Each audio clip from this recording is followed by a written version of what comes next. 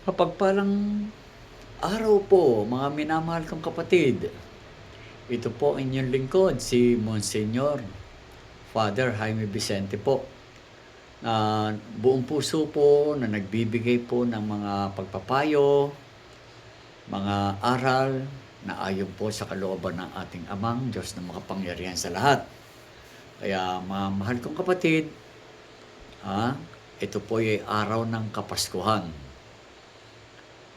Araw po ng Kapaskuhan.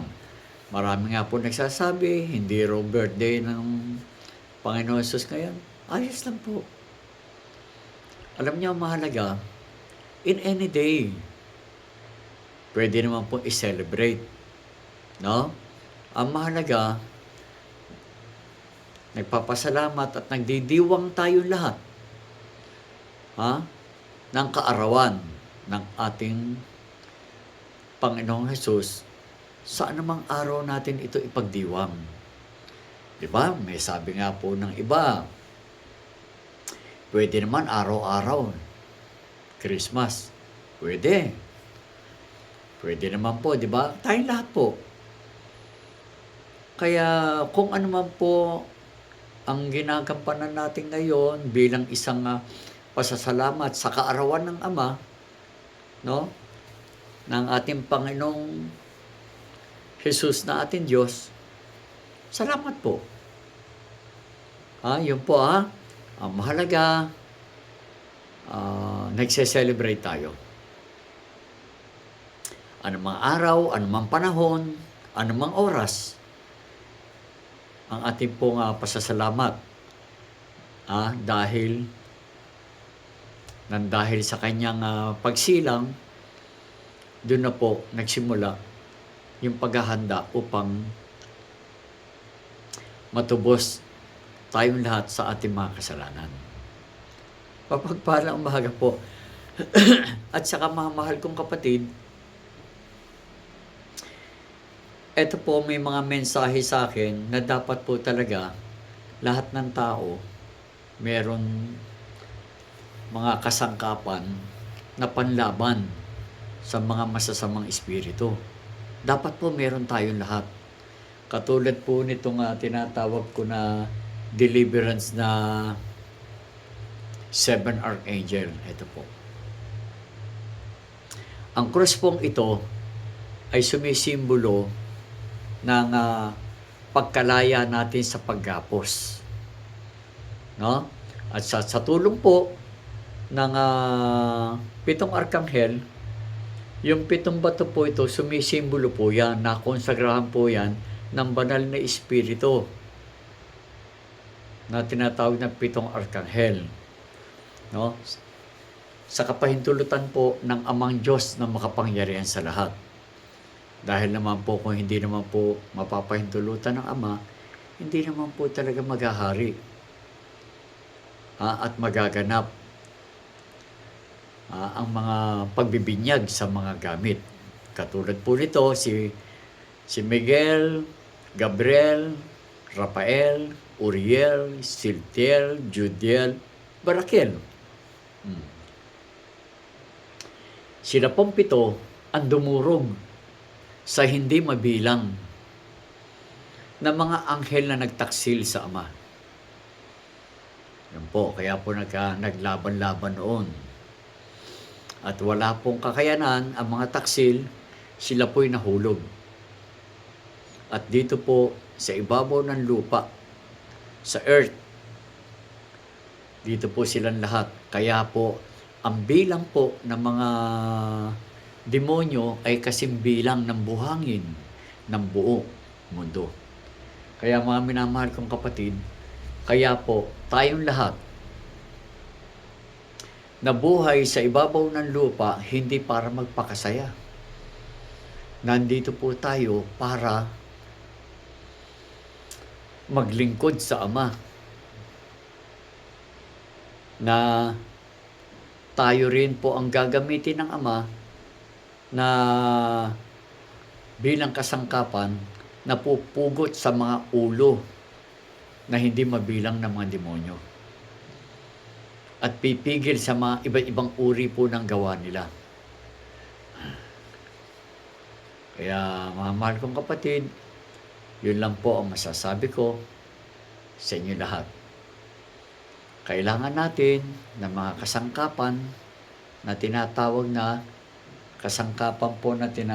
na deliverance, seven archangel. Ito po yun. Ito po, mga mahal kong kapatid, nalalakihan po yung iba, kaya gumawa po ako ng medyo maliit. Ayan po. Ang laki po nito, nasa 4 inches and a half. Kulang-kulang ng konti sa 4 inches and a half. Tsaka sobra naman sa 2 and a half inches. Ito naman po, 3 inches lang at tsaka yung lapad is 2 inches. Ayan po. Meron po akong ruler dito. Halimbawa po ito. 3 inches po yan. Ayan po. Ayan po. 3 inches. Yung lapad, nasa 2 inches. Ayan po. Yung isa naman po, 4 and a half inches, kulang ng konti. Yung isa naman sa lapad, 2 and a half, sobra na ng konti. Yan. Kaya mga minamahal kong kapatid,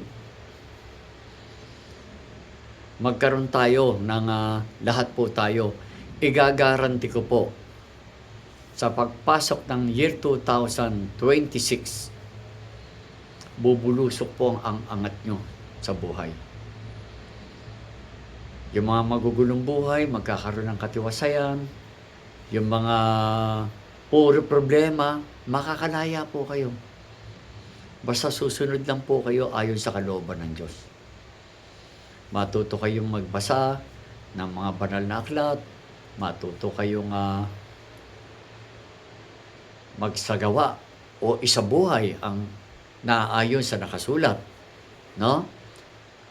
Kung hindi naman po kayo makapagbasa, basta ang gawin niyo po, lagi naaayon sa kalooban ng Diyos. Lagi pong ganun, mga mahal kong kapatid. Hindi po tayo dapat magpaliksahan sa mga gawain, sa mga babasahin, kung hindi, ang napakalaga, sumunod tayo sa pinag-uutos ng Diyos na gumawa tayo ng mga mabubuti na aayon sa kanyang kalooban. Kaya kung ano po yung panahon ngayon, kita niyo mga mahal kong kapatid, ang Ama namin sabi. Kaya para hindi po tayo naliligaw o nagtatalo-talo, huwag na natin pag-usapan yung hindi natin panahon. Although okay lang yun kasi history yun eh. Pero ang pag-usapan natin, yung gagampanan natin ngayon.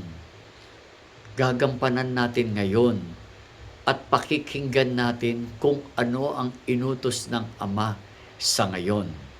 Ano po ba yun? Sinabi ng Ama, ito ang minamahal kong anak. Siya ang inyong pakinggan. Yun po. Ang nangyayari po, naniniwala tayo sa mga panahon po ng lumang tipan, kung ano yung kay Eva at Adan, kay Enoch, kay Abraham, kay David, kay Solomon, lahat po yan, pinaniwalaan natin. Opo. Kahit ako po naniniwala doon. Pero ano po yung pinag-uutos? Ngayon, inutos ba na hanggang ngayon yung panahon nun gayahin, kopyahin natin? Wala na po doon.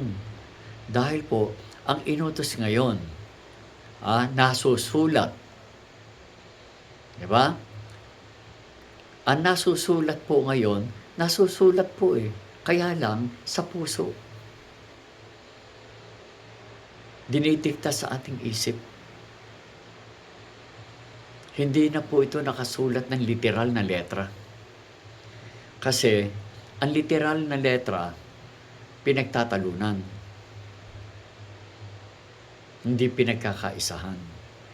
Kaya po yung mabuti, pwede po maganda. Diba? Iba letra. Dahil yung mabuti, maganda rin. Pwede rin pong kaanya-anyaya. Di ba? Pwede rin kanais-nais. Kaya po, ang salita ng Ama ay mahiwaga. Kaya mula sa araw na ito, baguhin na natin, no? Ang makalumang pamamaraan. Although yung makaluma po, okay din naman po, okay din. Hindi ko sinasabing huwag niyong gawin. Ang Ama may sabi, hindi ako. Kaya yun nagsasalita po na huwag gagawa na mga uri ng gawa ng kamay, hindi po Diyos ang may sabi, si Moises. Dahil po, kung totoo yung sinabi ni Moises, hindi siya gumawa ng ahas na tanso. Pinagawa po siya ng Ama ng ahas na tanso Ano po nangyari? Tama naman yung sinabi ni Moises, huwag niyo sasambahin ang gawa ng kamay. Tama po. Ano naman inutos ng Ama? No? Yung ginawa mong ahas na tanso, sabihin mo sa mga tao, tignan. Tignan. Na hindi sila mamatay sa kamandag na mga ahas. Sinamba po ba? Anong utos? Tignan. Huwag sambahin. Tignan. Kaya po, pwedeng gumawa. Huwag lang sasambahin. Diba? Ang nangyayari, makakita lang ang tao na lahat na ginagawa ng kamay. Sinasamba nyo. Huwag po. Huwag na huwag po. Dahil nasusulat, huwag kayong magbibintang ng walang katotohanan. Diba? Nasusulat din. Yun po ang totoo. Pero ang mga gawa ng kamay at inyong pinapahalagahan, no? Lalo-lalo na ang larawan ng Diyos. Bilang pagpapahalaga, huwag nyo na uuriin. Mahalaga nga Kasi understood na yon. Hindi po yan literal na katulad ng ginto inaasay. Inaasay, di ba? Binubuhusan pa nila ng asido para malaman nila kung ginto nga. Literal po Ang Diyos, spiritual po. Kaya ayon sa inyong paniniwala sa Diyos na galing sa inyong puso, tanggap kayo ng Ama. Dahil walang ibang nakakakilala sa Ama, no? Kung hindi ang naniniwala sa Kanya. At ang anak din, di ba? Dahil naniniwala ang anak Wala rin pagpapalain ng Ama kung hindi yung mga taong naniniwala sa Kanya. Kaya wag natin sasabihin na yan ba talaga ang itsura ng Diyos? Opo. Anong patotoo mo? Sabi po sa akin, tao. Ano ba yung nakikita nyo nakapako? Kalabaw ba yan? Kambing? O ano yan? Di ba tao? Kahoy o kahoy. Itsura pinag-uusapan Tao. Kung walang larawan, dahil ang salita ng Diyos ay naglalarawan. Likhain natin ang tao. Tao. Ayon sa ating larawan. Inaanyayahan ko kayo, mga mahal kong kapatid, panoorin niyo po yung Bro James Vicente Healing Mission para makilala niyo naman kung ano yung uri ng paglilingkod ko kay Ama. Nandun po yung libo-libo na makikita nyo na gamutan. Narito po ako sa panahon ngayon, inutos ng Ama Ituro ko na sa inyo ang kaalaman na ipinagkatiwala niya sa akin. Kaya po ngayon, Nag-share po ako ng pagtuturo libre. Walang bayad. Dahil po, ang kalaban natin ay kasindami ng buhangin ng mundong ibabaw. Yung nga ng isang dakot ng buhangin, nahihirapan na kayong bilangin. Yung isang truck, lalo na, buong mundo, lalo na rin.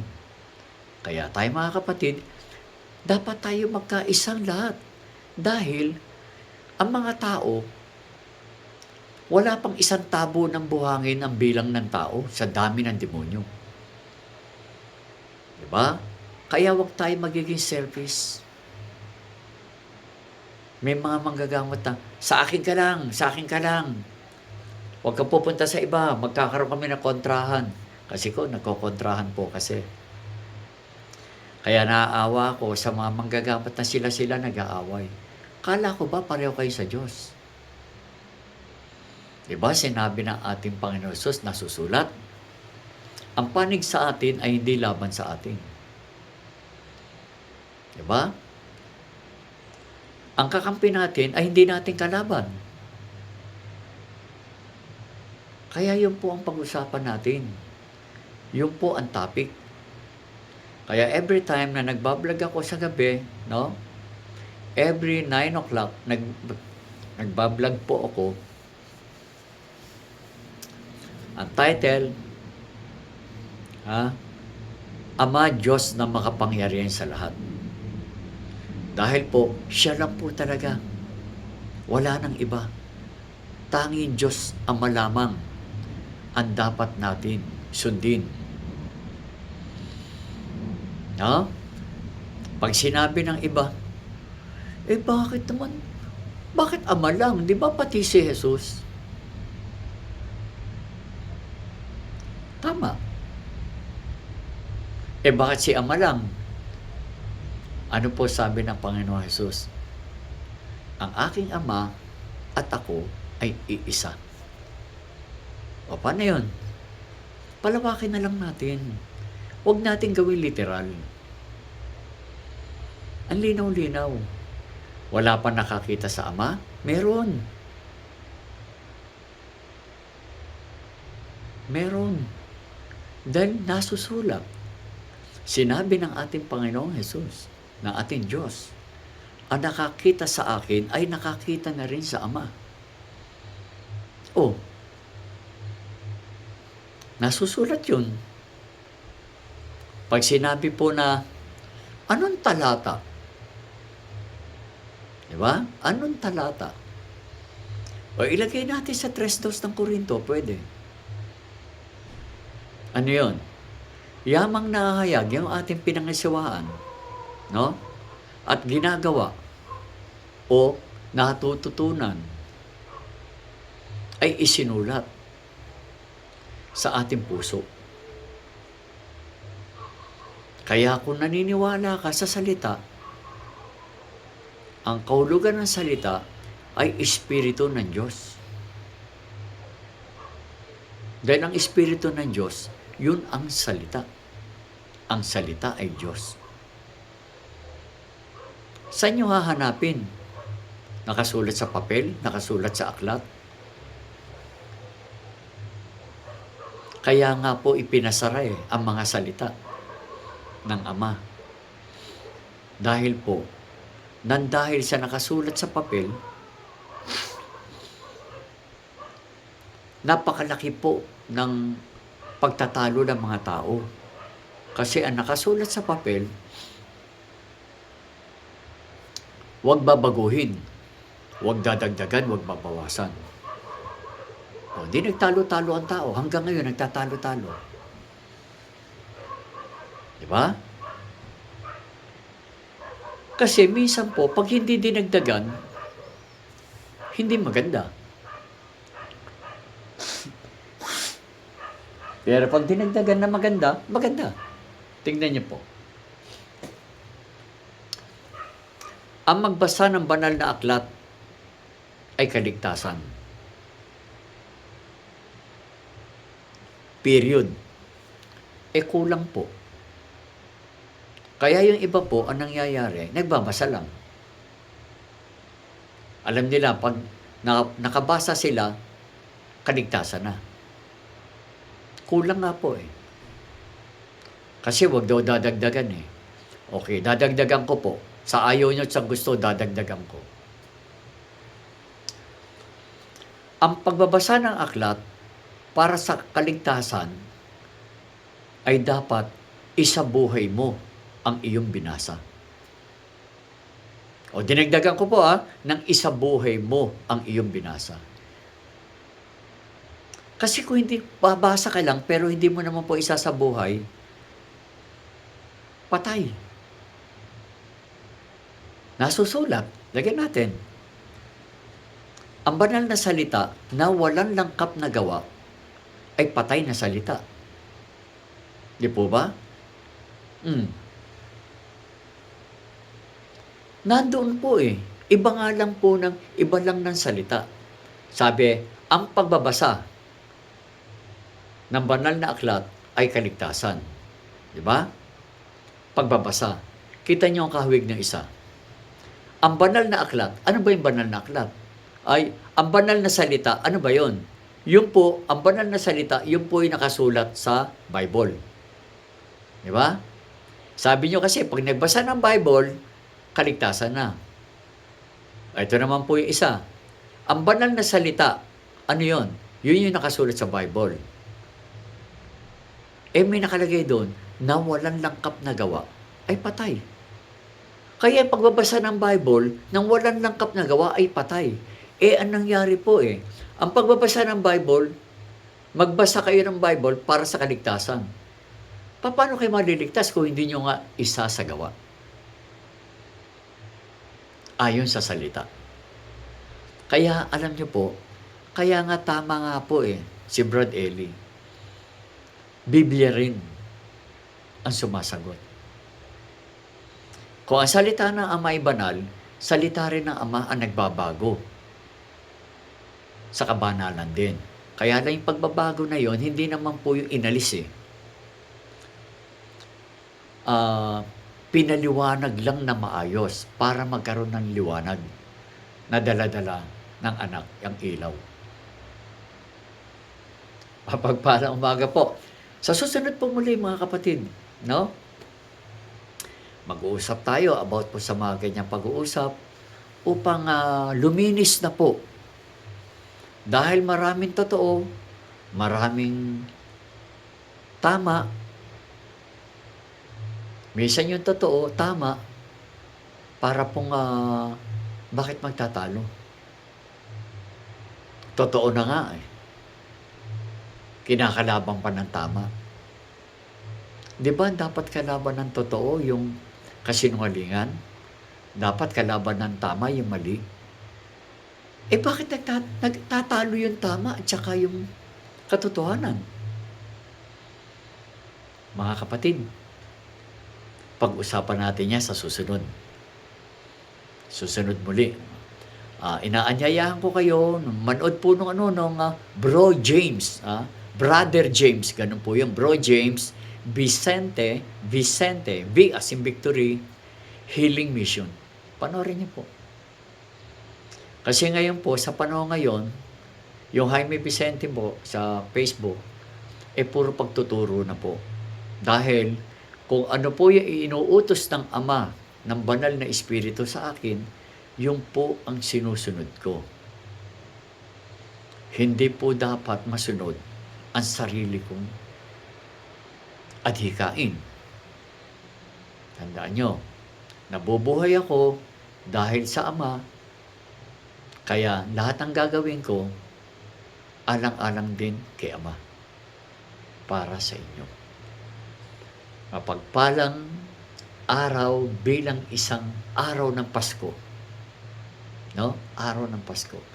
Mga kapatid ko, regaluhan nyo ang inyong sarili.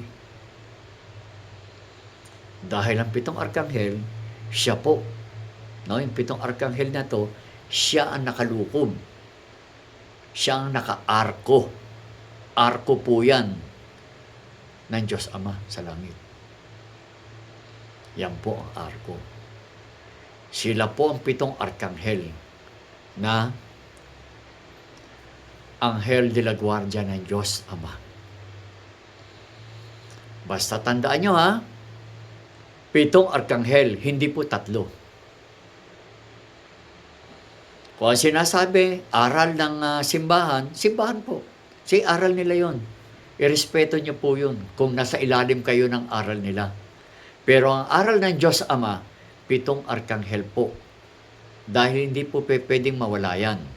Dahil ang 7 arkanghel ay nakasaad sa 7 araw. Linggo, Gabriel. Linggo, Michael. Lunes, Gabriel. Martes, Rafael. Miyerkules, Uriel. Huwebes, Siltiel. Biyernes, Judiel.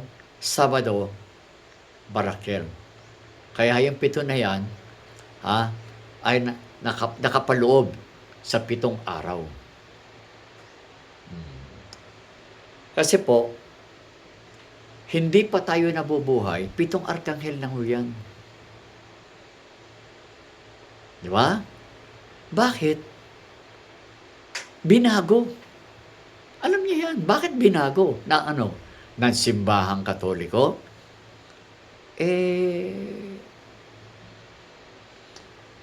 Ginagalang ko po yan. Kasi po, kung ano yung gusto nyo, gawin nyo. Yan ang alam nyo eh. Yung gusto naman namin, huwag nyo kami pakailaman.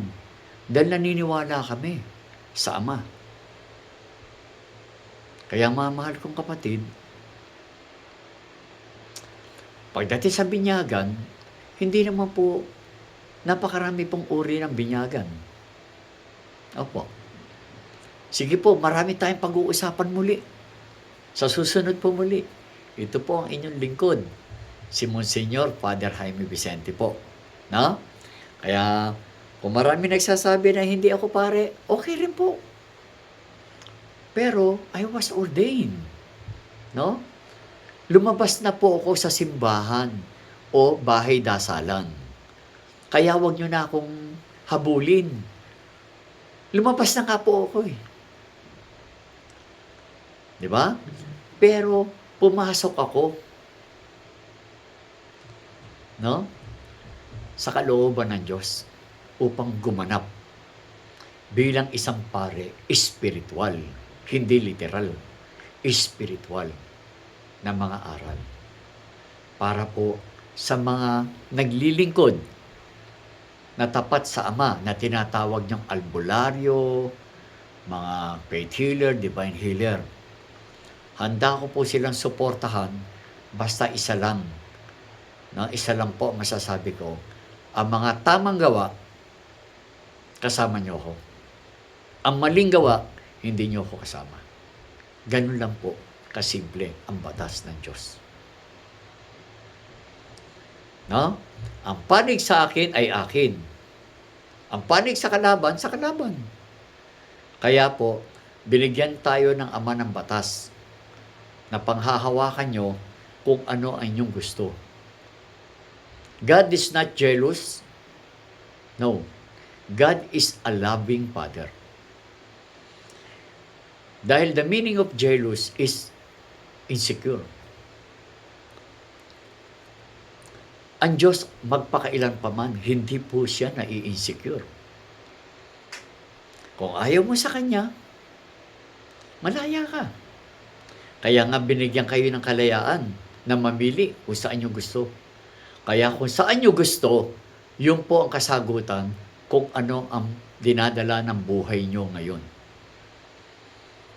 Gusto mo nang gumawa ng mga kalaswaan?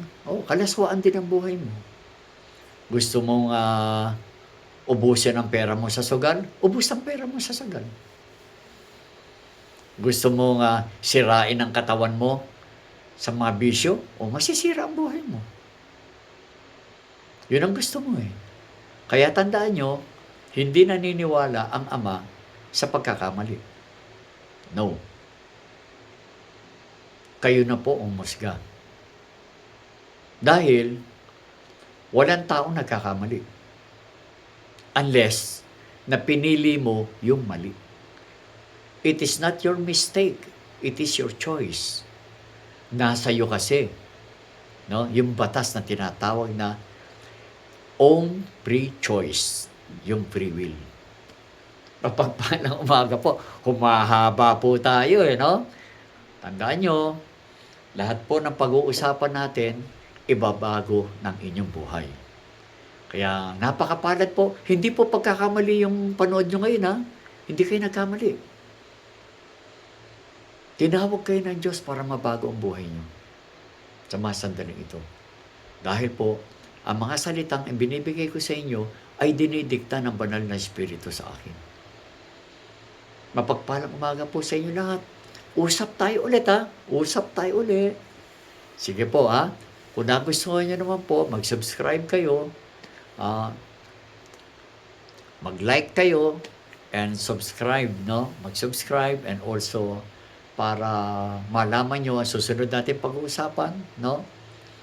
Pakipindot nyo lang po yung notification bell. Yan. Makikita nyo ulit. Yung sinasabi nilang kalbo, kalbo, kalbo. Yun po. Kalbo, dagdagan nyo namang pogi o gwapo. Bagay pogi, sabi nila aso. Mahalaga, kahit ano pa po, ang mahalaga, wala pong ginawa ang amang pangit. Lahat maganda. Sa uling pag-uusap, mahal na mahal po kayong lahat ng Ama. Mahal ko rin po kayong lahat. I love you all. Good day.